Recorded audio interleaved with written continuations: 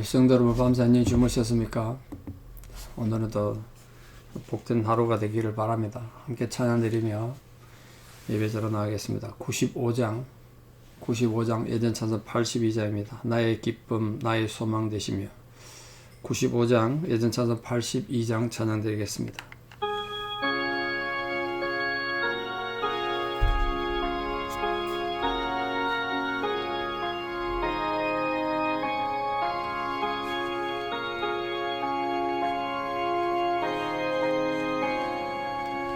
나의 기쁨 나의 소망 되시며 나의 생명이 되신 주 밤낮 불러서 찬송을 드려도 늘 하신 마음뿐일세.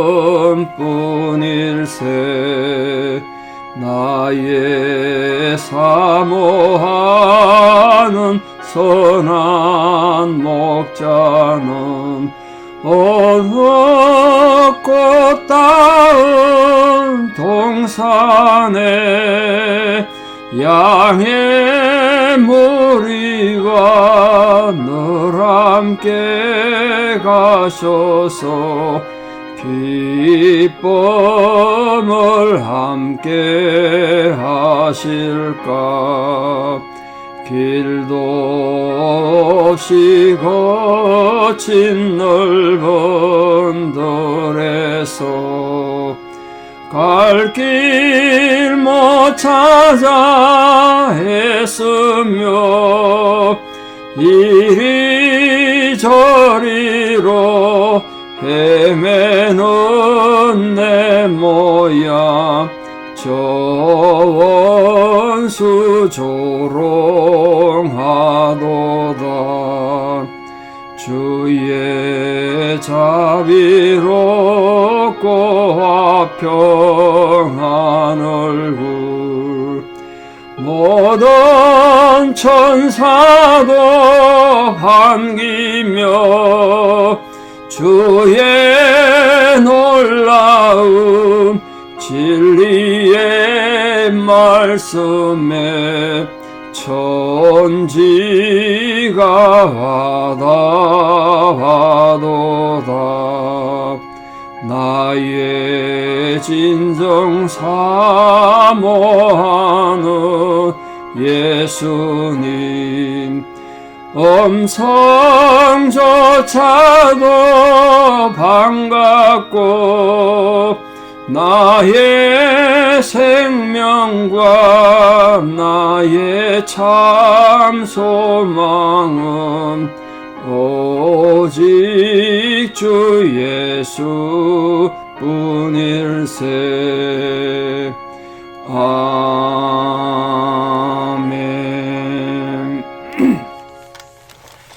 신앙고백 드리겠습니다.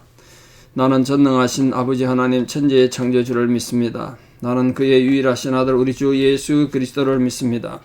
그는 성령으로 잉태되어 동정녀 마리아에게서 나시고 본디오 빌라도에게 고난을 받아 십자가에 못 박혀 죽으시고 장사된 지 사흘 만에 죽은 자 가운데서 다시 살아나셨으며 하늘에 오르시어 전능하신 아버지 하나님 우편에 앉아 계시다가 거기로부터 살아있는 자와 죽은 자를 심판하러 오십니다.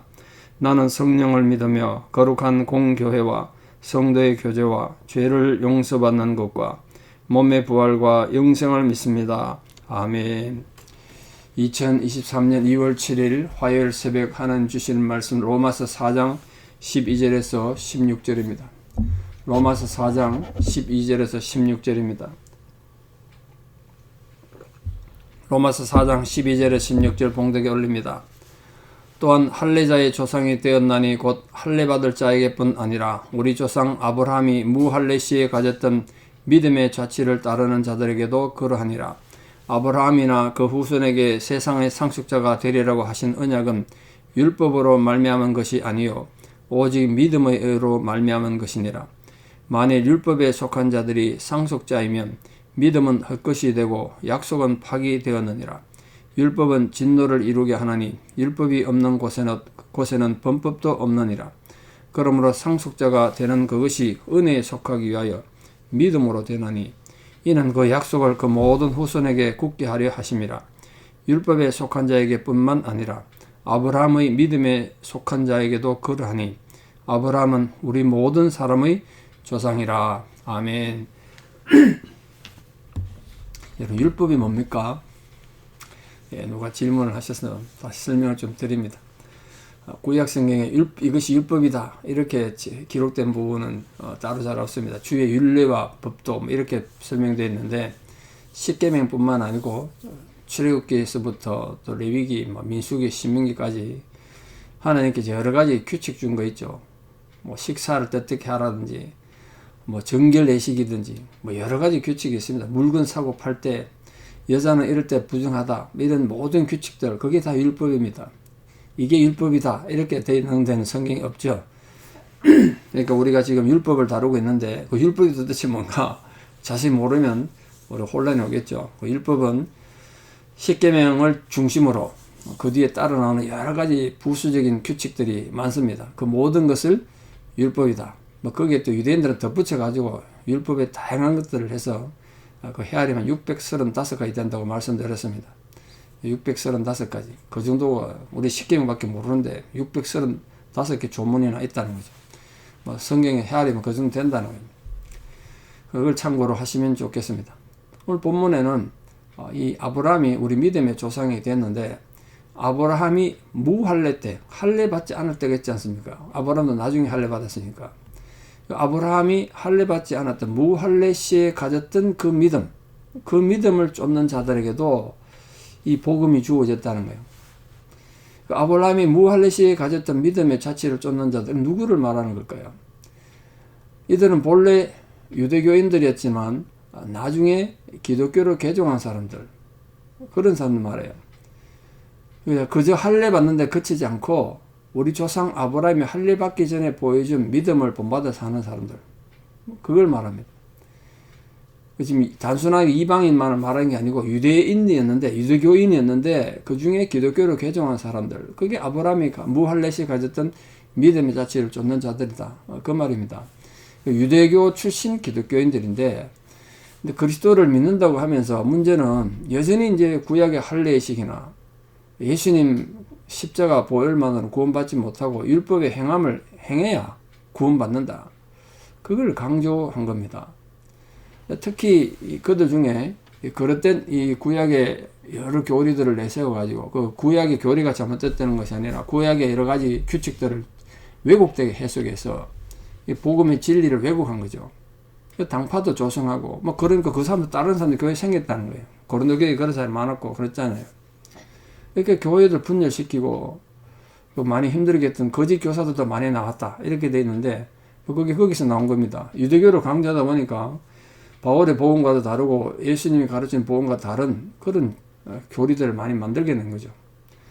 오늘 우리도 마찬가지가 아닌가 이렇게 생각해 봅니다. 우리가 하나님을 믿는다고 하면서도 옛날 모습 그대로 간직하고 죄의 노예 상태로 사는 사람이 많지 않습니까? 그런 사람 많죠. 그래서 바울은 에베소 교인들도 참 문제가 많았던 것 같은데 그렇게 지금 당부하죠. 썩어져가는 구습, 옛날 습관을 벗어버리고 오직 심령으로 새롭게 되어 하나님을 따라 의와 진리의 거룩함으로 지으심을 받은 새 사람이 되라. 복음을 받으면 그는 새 사람이 돼야 된다, 그걸 이제 당부한 겁니다. 그 복음이 우리에게 주어져 있고 우리가 하나님 앞에 상속자가 된 겁니다. 그래서 아브라함과 그의 후손이 이 세상의 상속자가 됐다. 세상의 상속자. 13절에 보면 그렇게 되어 있죠. 아브라함이나 그 후손에게 세상의 상속자가 되리라고 하나님이 언약하셨다. 그래서 세상의 상속자가 됐다는 건 무슨 뜻일까요? 아마 몇 가지 좀 이해가 필요한데요. 첫째는 아브라함이나 또 아브라함의 그 후손들이 가나안 땅을 차지하게 된다는 그런 개념에서 세상의 상속자, 이런 뜻을 이해합니다. 땅을 차지하는 거죠. 나중에 실제로 여호수아를 통해 가지고 땅을 차지했지 않습니까? 두 번째는 아브라함의 자손들이 땅의 틱거리나 하늘의 별과 같이 많아질 것이다. 그들이 세상의 상속자들이다. 그렇게 해석도 합니다. 세 번째 해석은 아브라함의 자손으로 인해서 땅의 모든 족속들이 복을 받을 것이다. 그런 개념에서 세상의 상속자들이다. 그렇게 말합니다. 그러니까 아브라함과 또 그 후손이 세상의 상속자가 된다는 말하고 이런 것들을 비추어 볼 때 아브라함과 같은 믿음을 가진 수많은 이방인들이 나타나서 하나님 나라의 기업을 유업으로 받게 될 것을 그걸 다 포괄하는 그런 예언이다. 그렇게 보는 것이 타당하다 생각합니다. 왜? 우리도 아브라함과 함께 이 세상의 상속자가 됐으니까. 우리 모두가 아브라함이 받았던 그 상속의 개념을 우리도 가진 하나님의 상속자다 다 된 줄 믿습니다. 근데 그 상속자들에게 뭘 줬다고요? 하나님이 언약을 주셨다. 언약은 율법으로 말미암은 것이 아니고 믿음으로 준 언약이다. 헬라어에서 언약을 나타내는 중요한 두 가지 단어가 있는데, 이게 다 성경에 쓰여 있는데 그 언약의 개념을 알기 위해서는 헬라어를 좀 빌릴 필요가 있습니다. 하나는 히포스타시스라는 단어가 있고 하나는 에판겔리아가 있는데요. 이 히포스타시스는 뜻이 뭐냐면 조건부로 주어진 약속이에요. 조건부로. 네가 이렇게 행하면 내가 널 해주겠다. 네가 안 하면 나도 안 하겠다는 거예요. 언약. 근데 이 에판겔리아는 일방적이고 무조건적인 약속을 말해요. 네가 어떤 상황에 처하든 네가 나와의 계약을 지키든 안 지키든 상관없이 나는 나의 약속을 지키겠다. 그게 에판겔리아란 말이에요. 일방적이고 무조건적인 언약. 그럼 오늘 하나님께서 우리에게 지금 이 세상의 상속자가 되려고 하신 언약을 우리에게 주셨는데 그 언약은 조건적일까요? 무조건적일까요? 예, 이게 무조건적입니다. 무조건적. 일방적이고 무조건적 언약을 주셨어요. 우리가 지금 신약 성경, 구약 성경 말할 때 신약, 구약 쓰지 않습니까? 그때 이 약속이라는 뜻이란 말이에요. 그게 에판겔리아예요. 옛날 에판겔리아가 구약 성경이고 새로운 에판겔리아가 신약 성경. 그런 뜻입니다. 하나님이 언약이 무조건적이라고 하면 하나님께서 한번 인간과 약속을 맺으셨으면요. 인간이 하나님 앞에 얼마나 순종하고 인간의 행위가 얼마나 도덕적이고 거룩하냐. 그거 관계없이 하나님 약속은 폐기되지 않는다. 하나님 약속은 깨뜨리지 않는다. 언제든지 지켜지신다. 그걸 지금 말씀한 거예요. 그게 참 우리가 은혜가 되죠. 하나님께서 우리 행위를 보고 하나님 약속을 폐기하거나 그러면 우리 어떻게 되겠어요? 근데 우리 상황 관계없이 하나님 약속은 굳건히 서 있다. 그 약속을 굳게 믿고 오늘 또 하루를 믿음을 승리하는 겁니다. 하나님 율법이 있고 또 그 율법에 따른 약속이 있고 또 그 약속이 있고 그 약속에 따른 믿음이 있다. 그게 지금 16절까지 설명된 겁니다. 하나님께서 아브라함이 큰 민족을 이루고 지상의 모든 민족이 아브라함을 통해서 복받을 것을 약속하셨지 않습니까?